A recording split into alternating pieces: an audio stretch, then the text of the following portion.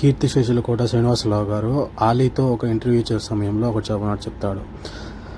Talent నీకు గుమ్మడికాయ అంత ఉన్నంత సరే, కానీ అదృష్టం అనేది ఆవగింజంతన్నా కూడా లేకపోతే నీకు సక్సెస్ అనేది రాదు, అదృష్టం అనేది కలిసి రాదు అన్నట్టుగా సత్యదేవ్ గారికి చాలా బాగా వర్తిస్తుంది. 30-35 సినిమాలకు పైగా నటించిన, అలాగే 10-12 సినిమాలలో మెయిన్ లీడ్ హీరో క్యారెక్టర్ నటించినా కానీ అనుకున్నంత సక్సెస్ రాలేకపోయింది.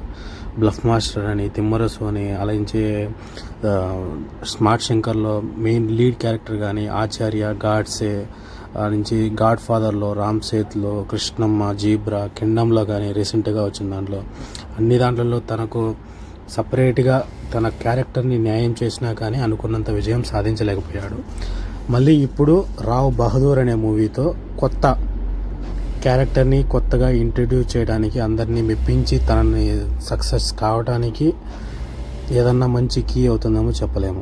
అలాగే ఈ మూవీలో ట్రైలర్ చూడడానికి ఒక సస్పెన్స్ థ్రిల్లర్గా ఉన్నట్టుంది.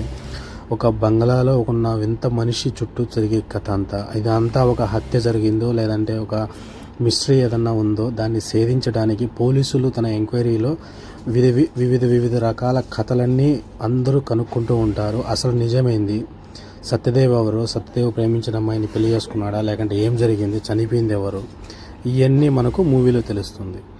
ఆయన ఈ ఒక్క